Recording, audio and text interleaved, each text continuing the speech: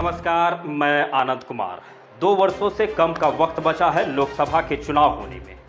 Bharatiya Janata party अभी से ही अपनी तैयारी में लग चुकी है, लेकिन अन्य कोई दूसरी ऐसी पार्टी नजर नहीं आ रही जो लोकसभा चुनाव को लेकर गंभीर हो और सीधे तौर पर भाजपा को चुनावी मैदान में टक्कर दे सके। राज्य स्तर पर कई सारी पार्टियां हैं जो अपने अपने राज्यों में बेहतर प्रदर्शन कर सकती है, लेकिन फिर सवाल वही उठेगा कि विपक्ष की ओर से प्रधानमंत्री का चेहरा कौन होगा।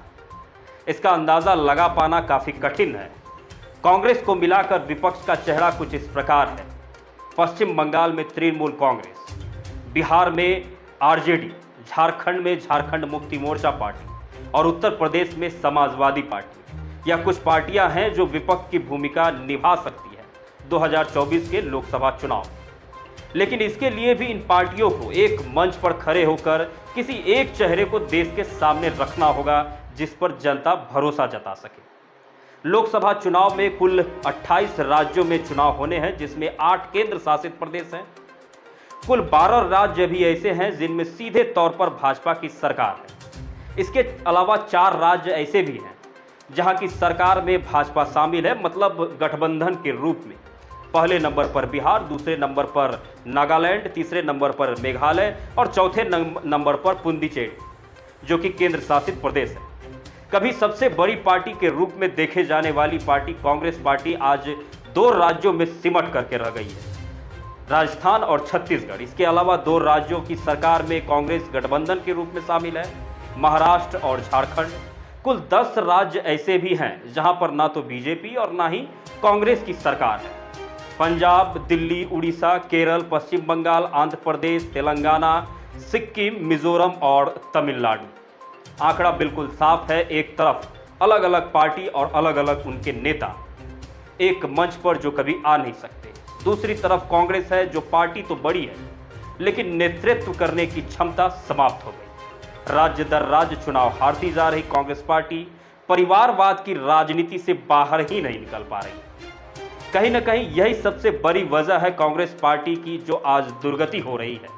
इसके पीछे की सबसे बड़ी बड़े चेहरे हैं कांग्रेस के भीतर भी, जिनके कंधों पर अगर जिम्मेदारी सौंपी जाए तो अच्छा प्रदर्शन दिखाया जा सकता है। लेकिन कांग्रेस प्रमुख सोनिया गांधी से पुत्र मोह का त्याग नहीं हो पा रहा। इस नेपोटिज्म वाली राजनीति का सबसे ज्यादा फायदा भाजपा को काफी लंबे समय से मिल रहा है और शायद आने वाले दिनों में भी मिलता रहेगा। लेकिन कांग्रेस को इन तमाम बातों से कोई फर्क नहीं पड़ता। मतलब साफ है कि आने वाले लोकसभा चुनाव में भाजपा के बगल में खड़ी हो सके ऐसी कोई दूसरी पार्टी नहीं बची है। कांग्रेस के पास अब तो जमीनी कार्यकर्ता भी नहीं बचे जो उनकी पार्टी का झंडा तक को उठा सके। तमाम विपक्षी पार्टियां विपक्ष की भूमिका निभाने में पूरी तरीके से नाकाम साबित रही। सिर्फ ट्विटर और फेसबुक पर जाकर आलोचना करने से काम नहीं चलने वाला, जमीनी स्तर पर भी विरोध दिखना चाहिए, जो कहीं दिख नहीं रहा। हो सकता है कि विपक्ष को सीबीआई और ईडी का डर सता रहा हो, क्योंकि दूध के धुले हुए तो कोई भी नेता नहीं है। इन सभी बातों के बीच एक चेहरा सामने निकल करके आया है जो इन दिनों काफी तेजी से खुद को सबसे बड़े विपक्ष के तौर पर पेश कर रहे हैं। हम बात कर रहे हैं दिल्ली के मुख्यमंत्री अरविंद केजरीवाल। शिक्षा, स्वास्थ्य, बिजली और पानी के मुद्दों को लेकर केजरीवाल ने पहली बार दिल्ली में अपनी सरकार बनाई थी और दूसरी बार भी वे सफल रहे। बात सिर्फ दिल्ली तक ही नहीं रुकती, बल्कि पंजाब में उन्होंने सभी पार्टी को पीछे छोड़ते हुए अपनी सरकार बना ली। और अब केजरीवाल की नज़र गुजरात और हिमाचल प्रदेश के चुनाव पर है। आपकी जानकारी के लिए बता दें कि 2022 के अंत में गुजरात और हिमाचल प्रदेश में चुनाव हो सकते हैं। यह भी हो सकता है कि इस साल के अंत में जम्मू कश्मीर में भी चुनाव करा दिए जाएं।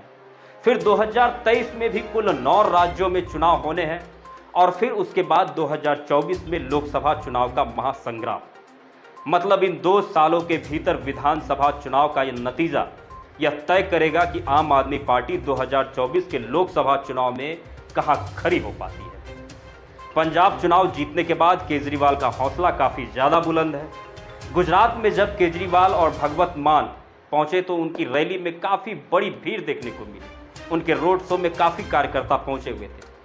लेकिन यह भीड़ यह सुनिश्चित नहीं करती कि आने वाले दिनों में जो चुनाव होने वाले हैं उसमें आम आदमी पार्टी को जीत मिलेगी या फिर हार। बीते कुछ महीनों में आम आदमी पार्टी की लोकप्रियता काफ़ी बढ़ी है, इससे इनकार नहीं किया जा सकता। लेकिन एक ज़मीनी हकीकत यह भी है कि कार्यकर्ताओं की जितनी बड़ी संख्या भाजपा के पास है, उतनी संख्या किसी भी पार्टी के पास नहीं है। भाजपा ने बूथ स्तर पर अपनी सक्रिय कार्यकर्ताओं को तैयार कर रखा है, जो आने वाले चुनाव में, किसी भी प्रकार के चुनाव में अपना बेहतर प्रदर्शन देने के लिए बैठे हैं। 2024 के चुनाव में भाजपा को टक्कर देने के लिए किसी भी पार्टी को अभी से ही अपनी सारी रणनीति तैयार शुरू कर देनी चाहिए। तब जाकर कोई ऐसा दूसरा चेहरा देश के सामने आ पाएगा जो प्रधानमंत्री नरेंद्र मोदी के सामने खड़ा किया जा सके। बहरहाल सच्चाई तो यह है कि 2024 तक दूर दूर तक भाजपा का पीछा करती हुई कोई दूसरी पार्टी नजर नहीं आती। लेकिन राजनीति है, इसमें अंतिम समय में भी बाजी पलट जाती है। सभी विपक्षी पार्टियां यदि एकजुट हो जाए तो खेला होने वाली संभावना बन सकती है। इस पूरी खबर पर आप अपनी प्रतिक्रिया जरूर दें और हमें सपोर्ट करने के लिए वीडियो को लाइक करें और चैनल को सब्सक्राइब जरूर करें। बहुत बहुत धन्यवाद।